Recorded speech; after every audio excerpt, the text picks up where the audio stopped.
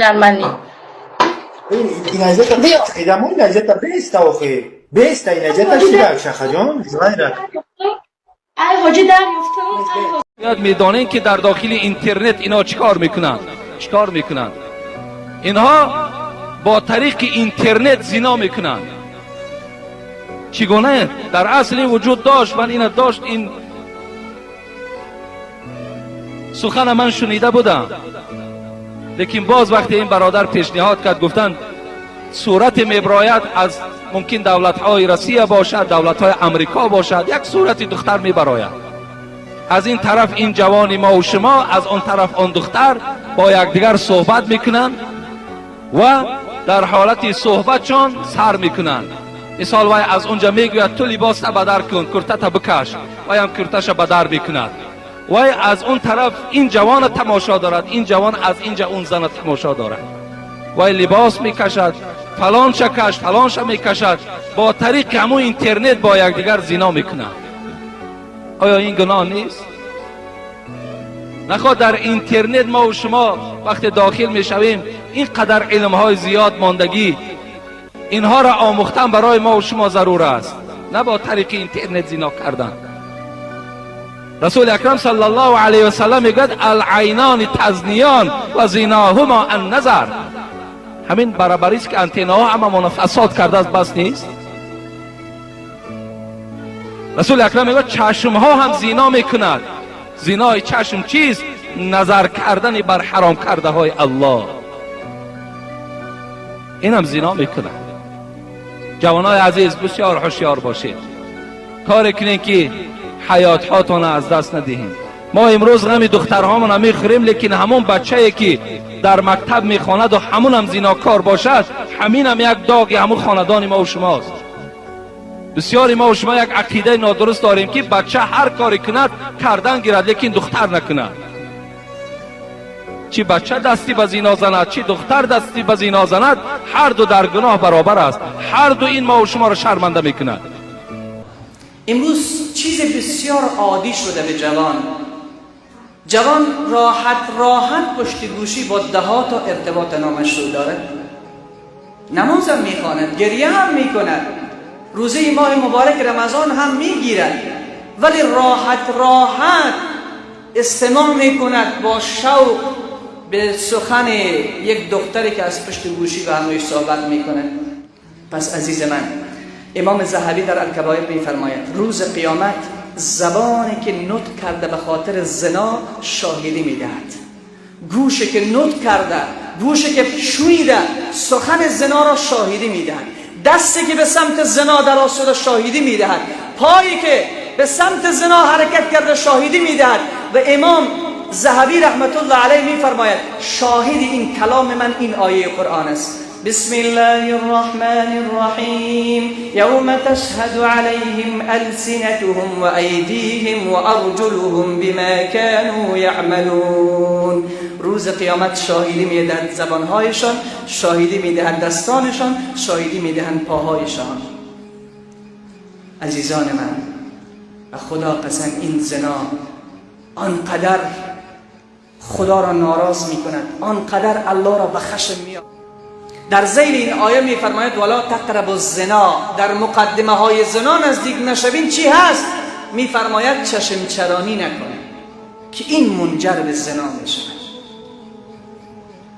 بعدش میفرماید ولا تقربوا الزنا فیلم های مبتذل تماشا نکن که تو منجر به سوی زنا میشود به موسیقی گوش نده که آخرش و نتیجه زنا هست چقدر جالب الله میفرماید ولا تقربوا الزنا ای مسلمان ای امت محمد امین صلی الله علیه و سلم ولا تقربوا الزنا به زنا نزدیک نشوید خود الله میفرماید انه کان فاحشه زنا عمل بسیار زشت و کریه است عمل بسیار ناشایسته است و ساء سبیلا چی بد راهی است چی بد راهی است اون کسی که به سمت زنا میرود حدیث امام ترمذی است 2625 رقم حدیث است رسول صلی الله علیه و سلم فرمود اذا زنا العبد خرج منه الإيمان فكان فوق رأسه كالظلة فإذا خرج من ذلك العمل رجع إليه الإيمان. وقتی یک بنده مسلمانی که نماز میخواند، حج کرده است، ریشش سفید هست یا جوان هست، وقت زنا میکند، در وقت زنا خدا ایمان را از سرش بیرون میکند. ایمان را از سرش بیرون میکند.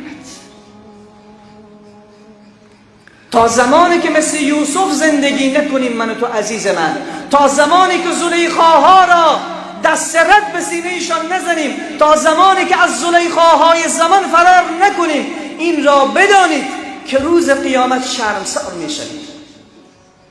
پناه بر خدا، الله ما و شما را از این بدبختی نجات بدهد. این قباحت و مذمت زنا آنقدر زیاد است عزیز من که رسول صلی الله علیه و سلم عرض میکنند کسی که زنا میکند 6 تا خصلت برش پیدا میشه. چند تا خصلت؟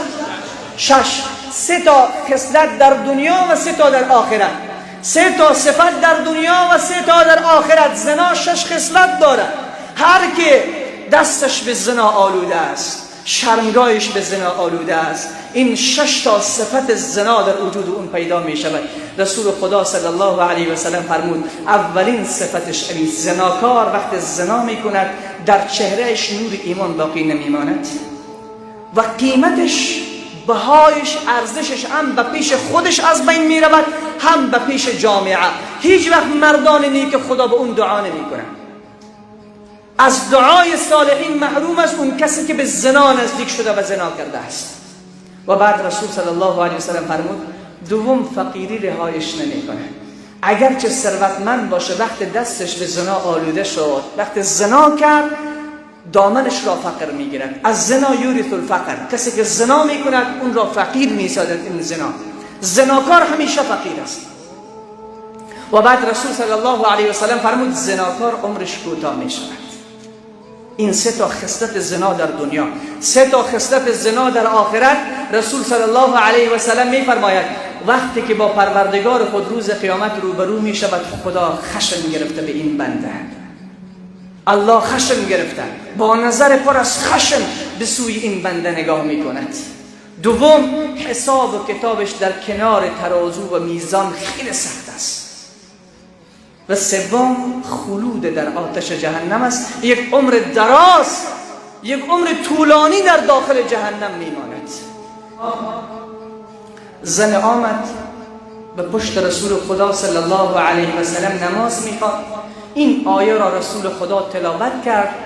وقتی این آیه به گوش اون زن رسید بیهوش به زمین افتاد. بیهوش به زمین افتاد. بعد آمد به محضر حضرت رسول عرض کرد یا رسول الله امروز آیه از قرآن نازل شده به شما که قلب مرا تکه تکه کرده است. رسول خدا فرمود کدام آیه است؟ گفت این آیه لها 7 ابواب، جهنم 7 دروازه دارد. چند دروازه؟ 7 دروازه دارد.